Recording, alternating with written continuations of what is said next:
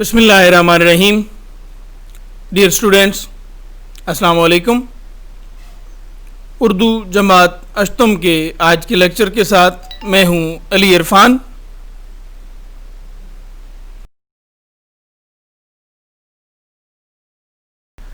आज के लेक्चर में हम नज़्म रेल का सफ़र पढ़ेंगे। ये मज़ाहिया नज़्म है और इस नज़्म के शायर सैयद ज़मीर जाफ़री हैं। सैयद ज़मीर जाफ़री का मैं मुख्तसरन तारुफ़ करा दूँ। सैयद ज़मीर जाफ़री का असल नाम सैयद ज़मीर हुसैन जाफ़री था और 1 जनवरी 1916 को जेहलम में पैदा हुए। जेहलम का एक गांव है चक अब्दुल खालिक,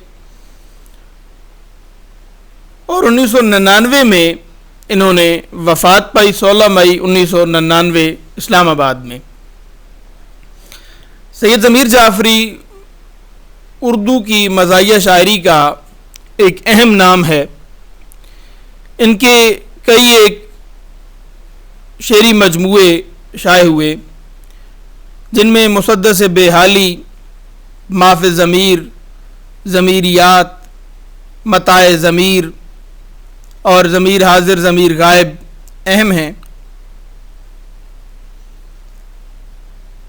इनकी शायरी एक बहुत अहम इजाफ़ा है उर्दू की मज़ाहिया शायरी में, और इनका नसर के हवाले से भी काम खासा अहम है। उड़ते खाके, किताबी चेहरे और गोरे काले सिपाही जैसी तख्लीक़ात, नज़र गुबारे जैसी नसरी तसानीफ़ इनकी मंजर आम पर आईं, लेकिन इनका असल तारुफ़ जो है वो उर्दू के मज़ाहिया शायर की हैसियत से है। अपनी शायरी में, मज़ाहिया शायरी में, ये मुआशरे में मौजूद खामियों पर, अपने इर्द गिर्द जो मसाइल हैं उन मसाइल पर तंज़िया अंदाज में इज़हार ख्याल करते हैं और उन्हीं खामियों पर बात करते हुए अपनी बात में, अपनी शायरी में मज़ाह का रंग पैदा करते हैं। यानी इनकी शायरी में मज़ाह के साथ साथ इस्लाह का अंसर भी जो है, वो इस्लाह का एलिमेंट भी जो है वो अहम है और नुमायाँ है। ये नज़्म रेल का सफ़र भी हमारे रेलवे के निज़ाम पर एक तरह से तनकीद है, और ये नज़्म हम पढ़ेंगे तो इस बात का हमें पता चलेगा। मुख्तसरन तारुफ़ मेरे ख्याल में इतना ही काफ़ी है। हम आज की इस नज़्म के अशार की तरफ बढ़ते हैं।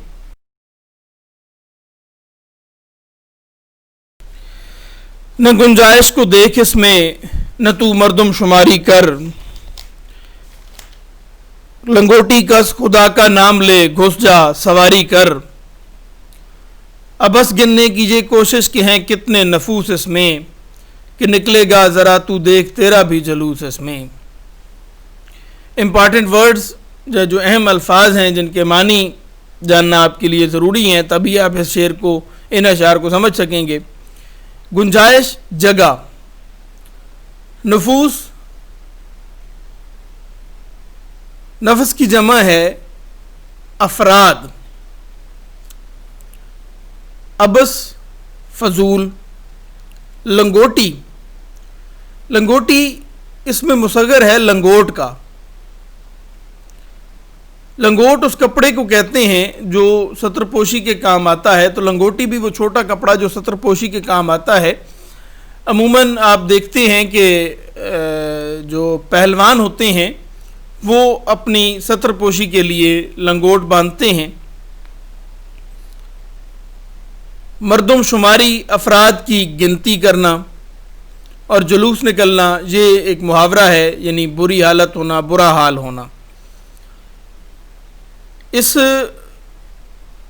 ये जो दो अशार आपके सामने हैं, इन दो अशार में 3 मुहावरे इस्तेमाल हुए हैं। एक लंगोटी कसना, खुदा का नाम लेना, और जुलूस निकलना। जुलूस निकलना का मानी बयान कर दिया है, यानी बुरा हाल होना। लंगोटी कसना या लंगोट कसना भी मुहावरा इस्तेमाल होता है, यानी किसी बात का पक्का इरादा कर लेना। اور خدا کا نام لینا یعنی خدا کو یاد کر کے کسی کام کا آغاز کر دینا، بسم اللہ کرنا جیسے ہم کہتے ہیں۔ تو ان اشعار میں سید ضمیر جعفری نے ریل کے مسافر کو نصیحت کی ہے کہ اگر ریل گاڑی میں سفر کرنا ہے تو گنجائش دیکھنا، ڈبے میں جگہ دیکھنا، اپنی جگہ بیٹھنے کی جگہ بنانا، یہ سب باتیں فضول ہیں، اور ڈبے میں موجود مسافروں کی تعداد کی گنتی کرنا کہ ڈبے میں گنجائش کتنی ہے اور افراد کتنے موجود ہیں اور کیا اس میں میرے بیٹھنے کی جگہ بن سکتی ہے، یہ سب باتیں سید ضمیر جعفری کہتے ہیں فضول ہیں۔ کیوں؟ کیونکہ ہمارا ریلوے کا نظام ہی ایسا ہے کہ افراد یا مسافروں کی تعداد زیادہ ہوتی ہے اور ڈبوں میں یا ریل گاڑی میں گنجائش کم ہوتی ہے۔ سو یہ ایک روٹین ہے، یہ ایک معمول ہے کہ گنجائش سے زیادہ افراد ہی ہوتے ہیں ریل گاڑی میں سفر کرنے والے، اس لیے یہ دیکھنا کہ اس گاڑی میں میرے لیے جگہ بنے گی یہ فضول ہے، کیونکہ اگر اس کی طرف توجہ دی تو پھر گاڑی چھوٹ جائے گی یا گاڑی سے ہاتھ دھونا پڑیں گے، سفر کرنے کے لیے کسی اور گاڑی کا انتظار کرنا پڑے گا، کیونکہ افراد کی تعداد ریل گاڑی میں تو ہمیشہ اسی طرح سے گنجائش سے زیادہ ہی ہوتی ہے۔ اس لیے بس اللہ کا نام لے کر اور پکا ارادہ کر کے بسم اللہ کرو اور گاڑی میں سوار ہو جاؤ، کیونکہ افراد کی تعداد میں کوئی فرق نہیں آنے والا۔ یہ کوشش کہ گاڑی میں کتنے افراد ہیں اور کتنی جگہ ہے اور پہلوں کی حالت کیا ہے، یہ سب باتیں عبث ہیں، یہ سب فضول ہیں۔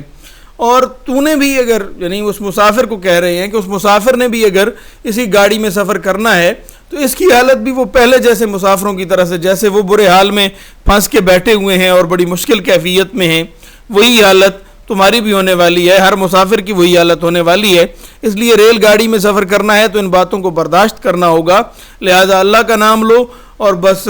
دل پختہ کرو، اپنا ارادہ پختہ کرو، دل کو مضبوطی سے تھامو اور اللہ کا نام لے کر گاڑی میں سوار ہو جاؤ، کیونکہ اس کے علاوہ ایک عام انسان کے پاس، ایک عام شہری کے پاس اور کوئی راستہ ہی نہیں ہے۔ ظاہر ہے ریل گاڑی چونکہ ایک سستی سواری ہے، ایک جگہ سے دوسری جگہ جانے کے لیے عام لوگوں کے پاس، عوام کے پاس، غریب لوگوں کے پاس ریل گاڑی سے بہتر کوئی وسیلہ بھی نہیں ہے، اور ریل گاڑی میں حالت یہ ہے کہ سواریاں جو ہیں وہ ضرورت سے یا گنجائش سے بہت زیادہ ہوتی ہیں، تو عام لوگوں کو بہت زیادہ مسائل پیش آتے ہیں۔ تو یہ گاڑی میں جو مناظر ابھی آگے آپ کے سامنے اگلے اشعار میں سید ضمیر جعفری پیش کریں گے تو اس سے اندازہ ہوگا کہ ایک عام انسان کو کن کن مسائل کا سامنا ہوتا ہے ریل گاڑی کے سفر کرتے ہوئے، لیکن ان سارے مسائل کے ساتھ کمپرومائز کرنا پڑتا ہے، ادروائز کوئی دوسری راہ ہی نہیں ہوتی ہے ایک عام انسان کے پاس۔ پھر دوسری صورت یہ ہے کہ آپ پبلک ٹرانسپورٹ میں یا پرائیویٹ بسوں میں اور گاڑیوں میں آپ کو سفر کرنا پڑے گا، جس کا خرچہ جو ہے، جس کے اخراجات ہیں وہ بہت زیادہ ہوتے ہیں اور وہ غریب آدمی افورڈ نہیں کر سکتا۔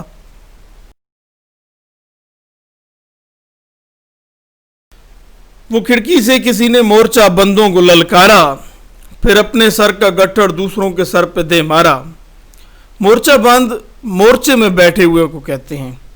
اور للکارنا کسی کو پکارنا، کسی کو اونچی آواز میں کڑک لہجے میں بلانا، مقابلے کے لیے بلانا، چیلنج کرنا۔ گٹھڑ یعنی بڑی گٹھڑی، گٹھڑی کا اس میں مکبر ہے جس میں سامان کپڑے میں بہت سارا بندھا ہوتا ہے، یہ عمومی طور پہ دیہاتوں میں سامان باندھنے کے لیے یا سامان لے جانے کے لیے گٹھڑ یا گٹھڑیاں وغیرہ استعمال ہوتے ہیں۔ ایک محاورہ استعمال ہوا ہے دے مارنا، یعنی پٹک دینا یا پھینک دینا۔ تو ایک منظر بیان کیا ہے ریل گاڑی کے سفر کا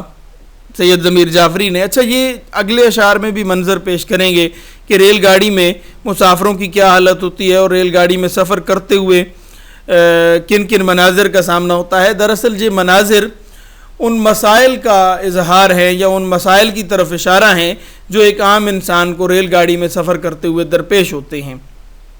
اسی کو مزاحیہ انداز میں سید ضمیر جعفری نے پیش کر دیا ہے کہ جی ڈبے کی کھڑکی میں سے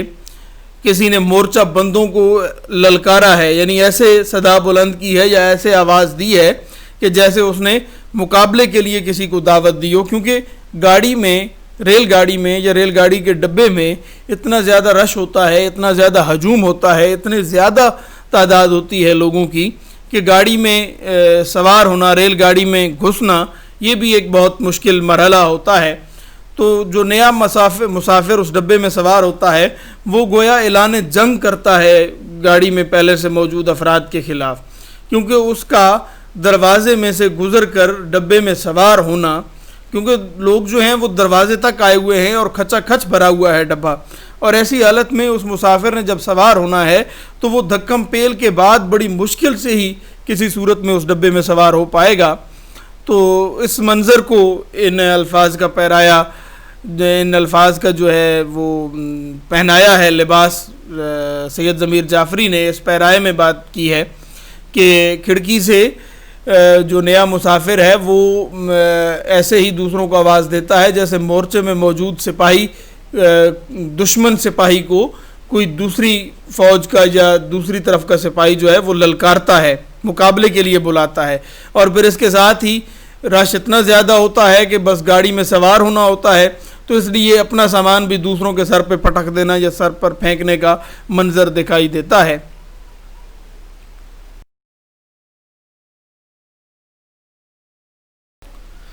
اگلا منظر ہے جی ریل کے ڈبے کا کہ یہ سارے کھیت کے گنے کٹا لایا ہے ڈبے میں، وہ گھر کی چارپائی تک اٹھا لایا ہے ڈبے میں، وہ ایک رسی میں پورا لاؤ لشکر باندھ لائے ہیں، یہ بستر میں ہزاروں تیر و نشتر باندھ لائے ہیں۔ یہ منظر جو بیان کیا سید ضمیر جعفری نے، فرت اللہ بیگ ایک مضمون نگار ہیں اردو کے بڑے اچھے اور خاکہ نگار، ان کا ایک مضمون یاد آتا ہے، وہ ایک اینگلو انڈین آپ کہہ لیں یا ایک دیہاتی ہوتا ہے اور وہ انگریزوں کا سا وتیرہ اپناتا ہے، نیا نیا اس کے رجحانات ہوتے ہیں پڑھے لکھے لگنے کے اور ماڈرن دکھنے کے، تو وہ ریل گاڑی میں سفر کرتا ہے تو وہ منظر یاد آتا ہے، اور وہ بھی اپنے ساتھ اسی طرح سے بہت سارا سامان لے آتا ہے، مرزا فرت اللہ بیگ کا وہ مضمون ہے۔ تو یہ منظر بیان کیا ہے۔ ہمارے ہاں اکثر دیکھنے میں یہ آیا ہے کہ جو مسافر ریل گاڑیوں میں سفر کرتے ہیں، عموماً غریب طبقے کے لوگ ہیں، وہ ریل گاڑیوں میں یا لوئر مڈل کلاس کے لوگ جو ہیں وہ ریل گاڑیوں میں سفر کرتے ہیں، وہ پھر اپنی ان کی سادگی کہیں یا ان کی بے وقوفی کہیں یا ان کی بے حسی کہہ لیں کہ وہ احساس نہیں کرتے کہ گاڑی میں گنجائش کم ہوتی ہے، اور وہ ایک تو افراد کی تعداد زیادہ ہو جاتی ہے ڈبے میں یا گاڑی میں، ریل گاڑی میں، اوپر سے وہ اپنے ساتھ غیر ضروری سامان اور بیجا اور بہت زیادہ سامان ریل گاڑی میں لے آتے ہیں، جس کے نتیجے میں افراد کے بیٹھنے کی یا افراد کے ڈبے میں سوار ہونے کی یا سواریوں کے لیے گنجائش مزید کم ہو جاتی ہے۔ تو اسی منظر کو، اسی بات کو اس منظر میں بیان کیا ہے، ایک منظر پیش کرتے ہوئے سید ضمیر جعفری نے کہ یہ جو سادہ اور دیہاتی لوگ ہوتے ہیں وہ جب ریل گاڑی میں سفر کرتے ہیں تو وہ اتنا سامان اپنے ساتھ لے آتے ہیں کہ جی اگر کوئی گنے لے کر آیا ہے، یعنی وہ ایک جگہ سے دوسری جگہ سفر کر رہا ہے، وہ تحفے کے لیے کسی کے لیے گنے لے کے جا رہا ہے یا کسی اور مقصد کے لیے کسی جگہ کا سفر کر رہا ہے اور وہ اپنے ساتھ گنے لے کے جا رہا ہے، تو اتنے گنے لے آئے گا کہ ایسے لگتا ہے کہ سارا کھیت کٹا کے جی وہ ریل کے ڈبے میں لے آیا ہے۔ اچھا، پھر کچھ لوگ ایسا کام کریں گے، ایک ایسا منظر پیدا کریں گے کہ جی وہ چارپائیوں تک ایک جگہ سے دوسری جگہ جا رہے ہیں، سامان شفٹ کرنا ہے ایک جگہ سے دوسری جگہ، تو اس کے لیے کوئی اور وسیلہ بھی اختیار کیا جا سکتا ہے، یا مال گاڑی بھی یا ریل گاڑی کا ایک وہ مخصوص ڈبہ ہوتا ہے جو سامان کے لیے ہوتا ہے، لیکن نہیں، ہمارے جو سادہ لو اور دیہاتی لوگ ہوتے ہیں وہ سارا سامان بھی اپنے ساتھ، سامان کی حفاظت کی بھی انہیں فکر پڑی ہوتی ہے، وہ سارا سامان اپنے ساتھ اسی سواریوں کے ڈبے میں لے کر آ جائیں گے، یعنی چارپائیوں تک اٹھا لائیں گے۔ پھر ایک اور فرد کا جی منظر ہے کہ جی وہ ایسے لگتا ہے کہ رسی میں پورا جی لاؤ لشکر باندھ کر لے آئے ہیں۔ اچھا، لاؤ لشکر کا مفہوم ہجوم ہے، بھیڑ ہے، فوج ہے، یعنی یہاں پہ مراد ہوگی بہت زیادہ سامان۔ اور دوسرا ایک شعر کا مصرع ہے کہ جی بستر میں ہزاروں تیر و نشتر باندھ لائے ہیں۔ اب یہاں پہ تیر و نشتر، تیر تو ظاہر ہے تیر آپ کو معنی معلوم ہے، نشتر تیز دھار چاقو کو کہتے ہیں۔ یہاں پہ تیر و نشتر سے مراد غیر ضروری سامان ہے یا بہت زیادہ مقدار میں گھریلو سامان. تو گھر کا سامان لاتے ہوئے ایک جگہ سے دوسری جگہ جب آپ سفر کر رہے ہیں تو اپنے ساتھ کم سے کم سامان رکھیں تاکہ آپ کو سفر میں سہولت رہے. لیکن سادہ لوگ کیا کرتے ہیں، اپنی سادگی اور بے وقوفی کے سبب وہ بہت زیادہ سامان اپنے ساتھ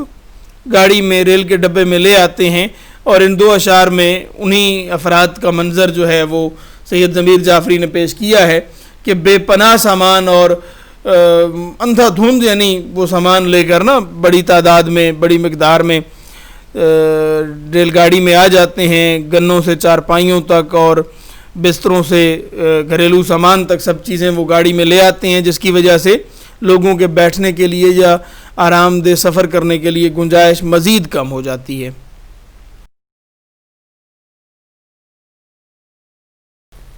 صراحی سے گھڑا روٹی سے دسترخوان لڑتا ہے، مسافر خود نہیں لڑتا مگر سامان لڑتا ہے. صراحی مٹی یا دھات کا بنا ہوا پانی بھر کر رکھنے کا برتن ہوتا ہے جس کی گردن لمبی ہوتی ہے. آپ گھڑوں میں آپ نے دیکھا ہوگا گھروں میں پانی بھر کر رکھا جاتا ہے، تو صراحی بھی اسی گھڑے کی طرز کا یہ ایک برتن، لیکن اس کی گردن جو ہے وہ لمبی ہوتی ہے. دوسرا امپورٹنٹ ورڈ ہے دسترخوان. روٹی لگانے کا یا کھانا کھانے کے لیے سامنے جو بچھانے کا کپڑا ہوتا ہے اسے دسترخوان کہتے ہیں. دستر کپڑے کو یا صافی کو کہتے ہیں، اور خوان تشتری یا تھال جس میں کھانا رکھا جاتا ہے، کھانا لگایا جاتا ہے. تو دسترخوان جو ہے وہ روٹی یا کھانا لگانے کے کپڑے کو کہتے ہیں. تو ضمیر جعفری نے یہاں پہ علامتی انداز میں آپ کہہ لیں یا اشاروں میں بات کی ہے کہ جی سامان اتنا زیادہ ہوتا ہے کہ وہ ایک دوسرے سے ٹکراتا ہے. یعنی یہاں پہ لڑتا ہے کہ جو لفظ انہوں نے استعمال کیا ہے، یہ تو نہیں ہو سکتا کہ صراحی اور گھڑے میں لڑائی ہو گئی ہے اور انہوں نے جی کوئی چھریاں چاقو نکال لی ہیں یا بندوقیں نکال لی ہیں. ظاہر ہے کہ ان کا آپس میں ٹکراؤ جو ہے اسی کو لڑنا کہا ہے سید ضمیر جعفری نے، کہ مسافر تو ایک دوسرے کے ساتھ پھر بھی گنجائش پیدا کر لیتے ہیں، جہاں پہ کسی طرح سے پھنس کے کھڑے ہو گئے یا بیٹھ گئے تو وہیں بیٹھے رہیں گے یا کھڑے رہیں گے چاہے گھنٹوں کا بھی سفر کرنا پڑے. لیکن سامان اتنا زیادہ لے آتے ہیں کہ جب گاڑی چلتی ہے اور وہ موومنٹ ہوتی ہے، حرکت ہوتی ہے، تو سامان جو ہے وہ آپس میں ٹکرانا شروع ہو جاتا ہے. صراحی سے گھڑا روٹی سے دسترخوان لڑتا ہے، مسافر خود نہیں لڑتا مگر سامان لڑتا ہے. یعنی افراد کے لیے تو چلو بہرحال گاڑی میں گنجائش بن ہی جاتی ہے، چاہے ضرورت سے یا گنجائش سے زیادہ لوگ بھی گاڑی میں آ گئے ہیں پھر بھی کام چل جاتا ہے. لیکن جو اوپر سے سامان اتنا زیادہ ساتھ میں لے کر آ گئے ہیں مسافر اپنے ساتھ، وہ سامان جو ہے وہ آرام سے لوگوں کو نہیں بیٹھنے دیتا. کبھی کسی کا سامان کسی دوسرے کے سامان سے ٹکرا رہا ہے، کبھی ایک کا سامان جی سیٹوں سے گر کے دوسرے کے اوپر گر رہا ہے، یا کسی کا سامان ادھر ہو گیا کسی کا ادھر ہو گیا. تو یہ سامان ایک بہت بڑا مسئلہ بن جاتا ہے مسافروں سے ہٹ کے اس ریل کے ڈبے میں. پہلے افراد کے لیے گنجائش کم ہے، اوپر سے یہ جو اندھا دھند جی سامان کی اور گھریلو سامان کی بھرمار ہے، یہ ڈبے کے ماحول کو یا ڈبے میں لوگوں کے بیٹھنے کے لیے جو جگہ ہے وہ مزید کم پڑ جاتی ہے اور ڈبے کا ماحول مزید خراب ہو جاتا ہے.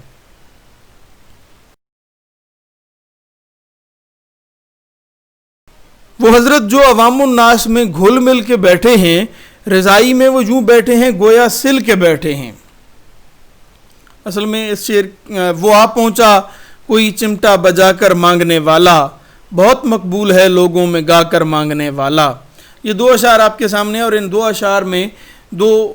مختلف مناظر پیش کیے گئے ہیں. بات تو یہ ریل گاڑی کے ڈبے کی یا ریل کے ڈبے کی ہو رہی ہے، لیکن اس میں دو مختلف مناظر بیان کیے گئے ہیں. اچھا، مختلف جو مشکل الفاظ کے معنی ہیں وہ پہلے دیکھ لیتے ہیں.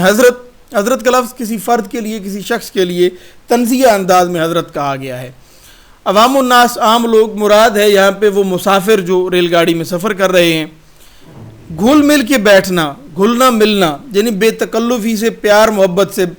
ایک دوسرے کے ساتھ پیش آنا، اس کو کہتے ہیں گھلنا ملنا، بے تکلفی ہو جانا. چمٹا لوہے کا بنا ہوا ایک اوزار ہوتا ہے جو گھروں میں آگ یا گرم چیزوں کے پکڑنے کے کام آتا ہے. عمومی طور پہ آپ نے گھروں میں جب چولہوں میں لکڑیوں سے آگ جلائی جاتی ہے، اب تو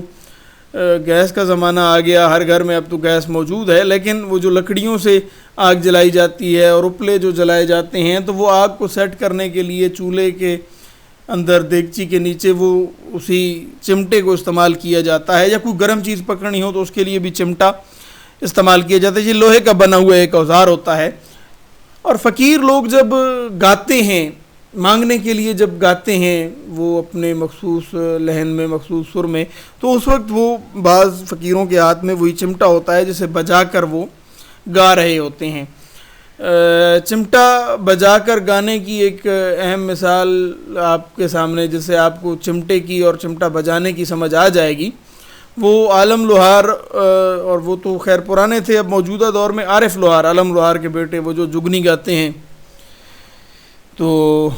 وہ عارف لوہار والا چمٹا اگر آپ کے ذہن میں آ جائے تو آپ کو چمٹے کا معنی اور مفہوم یقیناً سمجھ میں آ جائے گا۔ پہلے شعر میں جو منظر بیان کیا گیا ہے کہ ایک صاحب ہیں جو لوگوں میں بڑے گھل مل کے اور بے تکلفی سے بیٹھے ہیں، پیار محبت سے باتیں تو کر رہے ہیں، لیکن انہوں نے اپنے ساتھ ایک بھاری بھرکم رضائی اٹھائی ہوئی ہے اور اس کو وہ ایسے لپیٹ کر بیٹھے ہیں، یعنی ایک سردی کا منظر آپ کہہ سکتے ہیں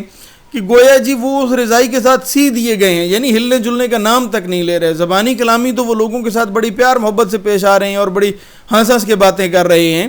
لیکن اپنی جگہ سے وہ ذرا برابر بھی ہلنے کی گنجائش ان میں نہیں ہے، یا ہلنے کی وہ جرأت کا مظاہرہ نہیں کریں گے کہ دوسروں کی جگہ کے لیے، یا دوسروں کو جگہ دینے کے لیے، دوسروں کے لیے آسانی پیدا کرنے کے لیے وہ ایک طرف کھسک جائیں یا رضائی کو ایک طرف کر دیں یا سائیڈ پہ رکھ دیں۔ نہیں، وہ اپنی سہولت جو ہے وہ کسی صورت میں نہیں گنوانا چاہیں گے، بس زبانی کلامی وہ دوسروں کے ساتھ بڑے خوش گپیوں میں مشغول ہیں اور بڑی بے تکلفی سے اور پیار محبت سے باتیں کر رہے ہیں، لیکن رضائی انہوں نے اسی طرح سے بھاری بھرکم لپیٹ کے ایک کی جگہ، تین بندوں کی جگہ وہ گھیر کے بیٹھے ہیں۔ اسی منظر میں پھر ایک اور منظر کا اضافہ، اسی ریل کے ڈبے میں ایک اور منظر کا اضافہ کہ جی وہ آ پہنچا کوئی چمٹا بجا کر مانگنے والا، بہت مقبول ہے لوگوں میں گا کر مانگنے والا۔ مقبول کے معنی ہوتے ہیں پسندیدہ، لوگ جسے پسند کرتے ہیں اسے مقبول کہتے ہیں۔ چمٹا کے معنی میں پہلے بتا چکا ہوں۔ یہی عالم ہوتا ہے کہ پہلے جی کھوے سے کھوا چل رہا ہے اور تل دھرنے کی جگہ نہیں ہے، کہ اوپر سے جی اسی گاڑی میں کوئی فقیر آ جائے گا جو چمٹا بجا کر مانگ رہا ہے۔ وہ ایک پھر نیا منظر، لوگ اس کو پسند تو کرتے ہیں، اس کی آواز کو، اس کے گانے کو پسند تو کرتے ہیں، لیکن اس کا آنا ریل گاڑی میں وہ مزید مشکل کا سبب، کہ اسے گزرنے کے لیے رستہ بھی دینا ہے، وہ ایک طرف سے ڈبے میں داخل ہوگا، دوسری طرف سے ڈبے سے باہر نکلے گا، تو یہ ایک مزید مشکل کیفیت لوگوں کے لیے کہ جو بڑی مشکل سے اپنی اپنی جگہ بنا کے سیٹوں پہ یا نیچے فرش پہ بیٹھے ہیں، سامان رکھ کے، سامان کے اوپر چڑھ کر بیٹھے ہوتے ہیں لوگ۔ ایسی حالت میں جب کوئی چمٹا بجا کر مانگنے والا کوئی فقیر آ جاتا ہے تو یہ پھر ایک نئی مشکل پیدا ہو جاتی ہے۔ تو یہ ایک اور منظر ہے ریل گاڑی کے سفر کے دوران جو مشکلات عام مسافر کو پیش آتی ہیں، ان مشکلات کو ظاہر کرنے والا ایک اور منظر۔ آخری شعر ہے کہ جی بہم یوں گفتگو میں آشنائی ہوتی جاتی ہے، لڑائی ہوتی جاتی ہے، صفائی ہوتی جاتی ہے۔ اچھا، مسٹیک پھر ایک ہو گئی ہے کہ نیچے جو مشکل الفاظ کے معنی ہیں وہ پچھلی سلائیڈ کے معنی یہاں پہ آ گئے ہیں۔ بہرحال میں مشکل الفاظ کے معنی بتا دیتا ہوں۔ بہم پہلا لفظ ہے، بہم یعنی کسی کو کوئی چیز فراہم کرنا، کسی کو کوئی چیز دینا۔ بہم یوں گفتگو میں آشنائی ہوتی جاتی ہے، تو اس مصرعے کا مفہوم یہ بنے گا کہ گفتگو میں یوں ایک دوسرے کے لیے آشنائی بہم ہوتی جاتی ہے، یعنی لوگ ایک دوسرے سے آشنا ہو رہے ہیں، گفتگو کر رہے ہیں، تو لڑائی ہوتی جاتی ہے، صفائی ہوتی جاتی ہے۔ لوگوں کے درمیان گفتگو چل رہی ہے۔ ظاہر ہے ریل گاڑی میں لوگ جب مسافر سفر کرتے ہیں تو قصے، کہانیاں، باتیں، گپ شپ شروع ہو جاتی ہے، تو مختلف بعض اوقات ایک ہی علاقوں کے لوگ جب سفر کر رہے ہوتے ہیں تو ایک دوسرے سے آشنائیاں اور تعلقات اور جان پہچان نکل آتی ہے، گفتگو کا سلسلہ چلتا ہے تو تعارف بنتے چلا جاتا ہے ایک دوسرے سے۔ تو ایسی حالت میں پھر گفتگو چل رہی ہے ایک دوسرے سے، ایک طرف تو تعلقات نکل رہے ہیں، ایک دوسرے سے آشنائیاں ہو رہی ہیں، تعارف ہو رہا ہے، دوسری طرف لوگوں کے سامان کی وجہ سے، رش کی وجہ سے، دھکم پیل کی وجہ سے لوگوں میں آپس میں تو تکار بھی ہو رہی ہے، چپکلش بھی ہو رہی ہے، لڑائی بھی ہو رہی ہے اور صفائی بھی ہو رہی ہے۔ یہاں پہ صفائی سے مراد صلح صفائی بھی ہو سکتی ہے کہ وہیں گاڑی میں بیٹھے ہوئے جو لوگ ہیں وہ ایک دوسرے سے لڑائی بھی کرتے ہیں، پھر انہوں نے کون سا زندگی بھر ساتھ رہنا ہے تو ایک دوسرے سے صلح صفائی بھی کر لیتے ہیں۔ دوسری طرف صفائی ہونے سے مراد یہ بھی ہے کہ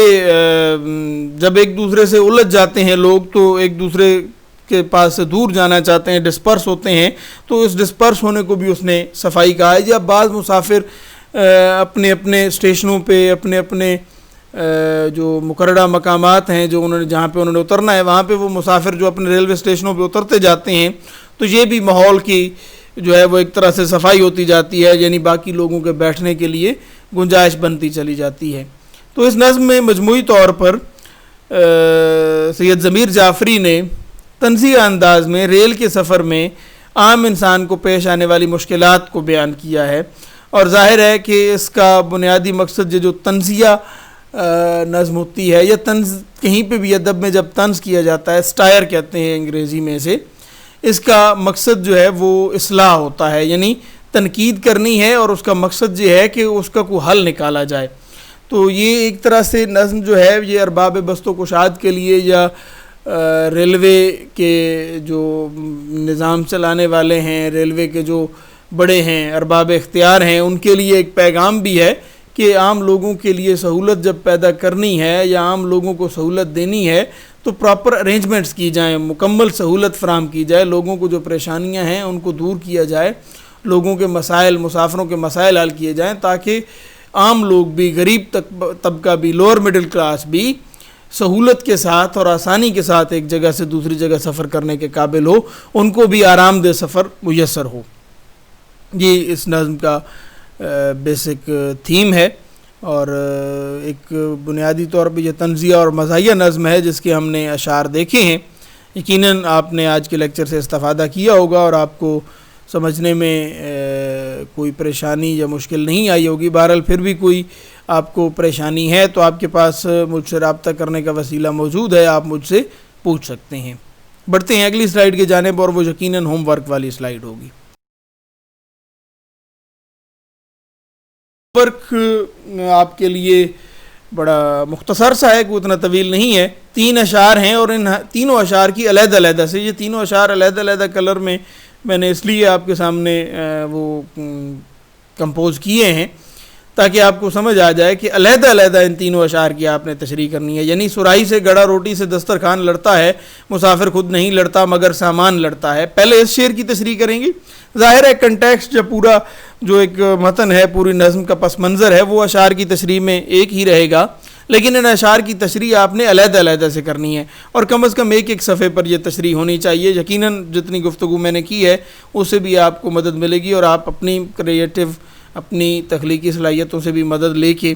اب آپ ایک بڑی کلاس میں آ چکے ہیں، 8ویں کوئی چھوٹی کلاس نہیں ہے، تو آپ ان اشعار کی تشریح لے کر لائیں گے۔ یہ 3 اشعار آپ کے سامنے اسکرین پر ہیں، یہ آپ نوٹ کر لیں گے اور ان 3 اشعار کی آپ تشریح لکھ کر لائیں گے۔ جب آپ چھٹیوں کے بعد آئیں گے تو یہ کام چیک کیا جائے گا۔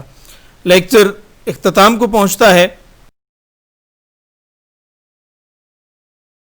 صحت و سلامتی کی ڈھیروں دعائیں ہیں آپ کے لیے، آپ کے گھر والوں کے لیے، آپ کے اطراف و جوانب، گلی محلے اور پورے ملک کے لیے، پوری دنیا کے لیے،